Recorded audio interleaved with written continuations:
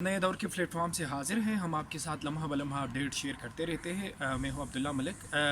آپ کو پتہ ہوگا کہ کچھ دن پہلے راولپنڈی پولیس نے ایک سہیل ایاز نامی شخص کو گرفتار کیا ایک FIR کے اوپر، اور ان کے قبضے سے لیپ ٹاپس، کیمرے، اسپائی کیمراز اور دیگر بہت سارے مواد جو ہے وہ برآمد ہوئے، جس کا بعد میں انویسٹیگیشن میں پتہ چلا کہ سہیل ایاز کا تعلق ایک انٹرنیشنل پورنوگرافی گینگ سے تھا، اور وہ چائلڈ ابیوز میں ملوث تھے. پاکستان میں انہوں نے 30 سے زیادہ بچوں کو ریپ کیا. ان کو ریپ کرنے کے بعد ان کی فلمنگ کی.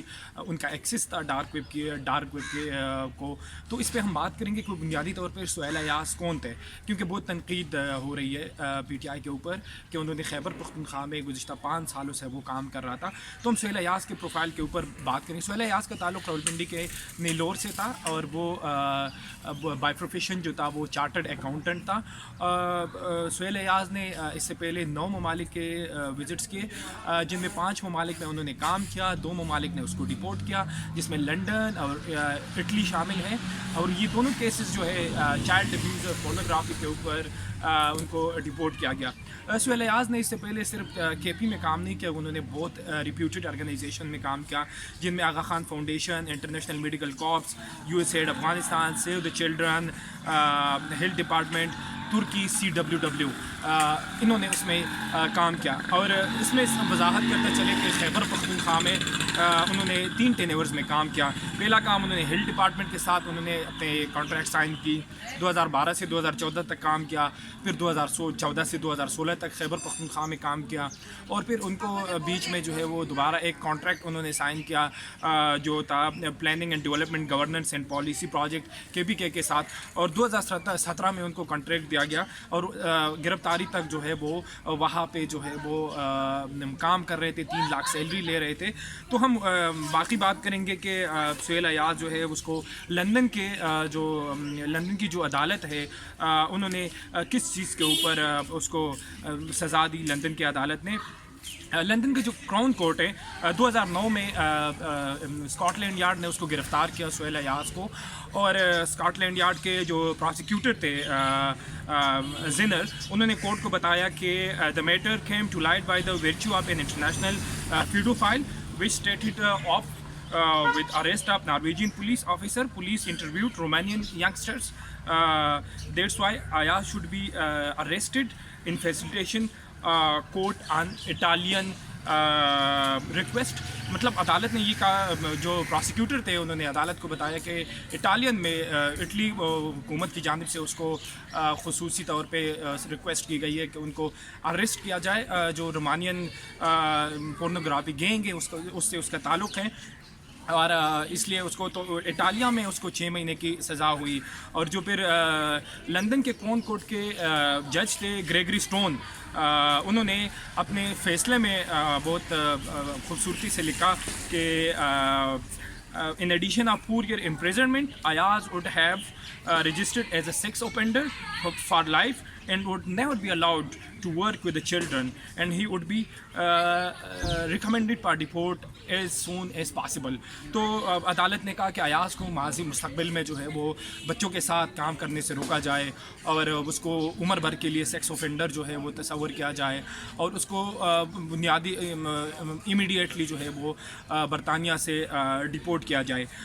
تو یہ سہیل ایاز کی بنیادی طور پر ایک پروفائل تھی. اس کے قبضے سے لنڈن میں اس وقت thousands آف پکچرز جو ہے پون پکچرز وہ برآمد ہوئے، جس میں 6 مہینے سے لے کر 18 مہینے تک بچوں کے ویڈیوز جو ہے وہ ان سے برآمد ہو گئی. اور اس کے علاوہ ان کا ایکسس جو تھا وہ ڈارک ویب کی طرف تھا. اور بنیادی طور پر ہم 3 کیس اسٹڈیز کے اوپر بھی بات کریں گے کہ راولپنڈی میں، اسلام آباد میں ان کو جو 3 انہوں نے جن بچوں نے جن کی عمر 12 سے 15 سال ہے، انہوں نے جو پولیس کے سامنے کنفیس کیا، جو پولیس کے سامنے انہوں نے بیانات دیے کہ سہیل ایاز نے اس کو ریپ کیا، ان کو ڈرگز جو ہے وہ دی، جن میں آئس کے ڈرگ شامل ہے، باقی ڈرگز تھے.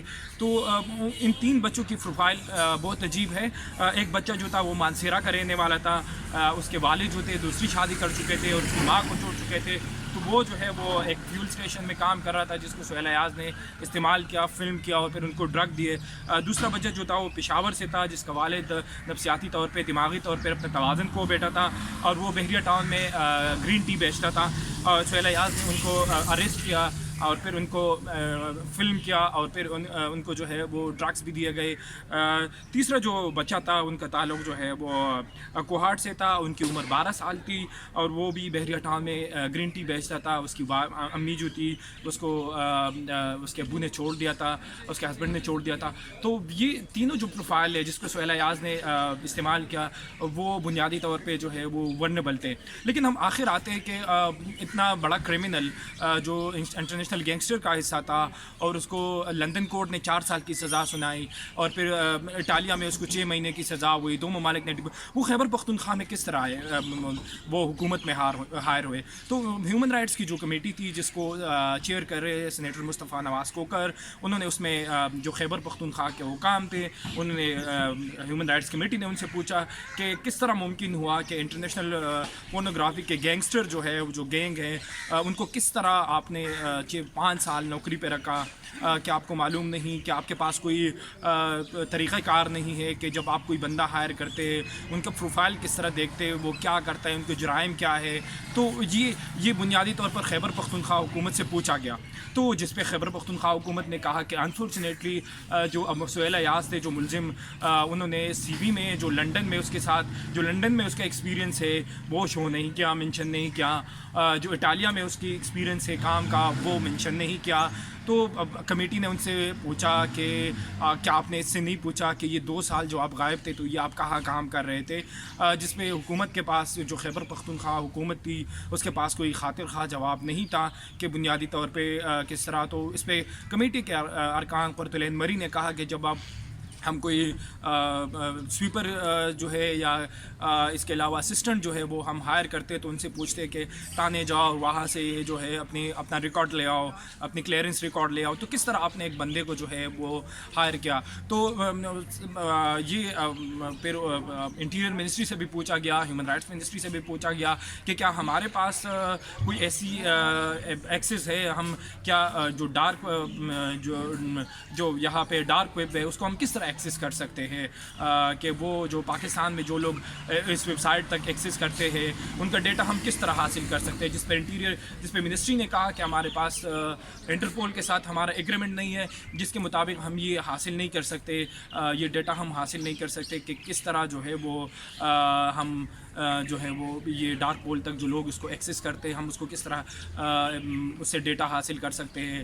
تو اس پہ کمیٹی نے کہا کہ ہمارے سسٹم کی فیلیور ہے، ایک بندہ جو ہے 5 سال ہمارے سسٹم کے اندر کام کرتا رہا اور ہمارے بچوں کو جو ہے کڈنیپ کرتا رہا، ان کو فلم کرتا رہا، ان کو ریپ کرتا رہا، لیکن ہمیں پتہ نہیں چلا اور ہم اس کو 3 لاکھ سیلری بھی دیتے رہے۔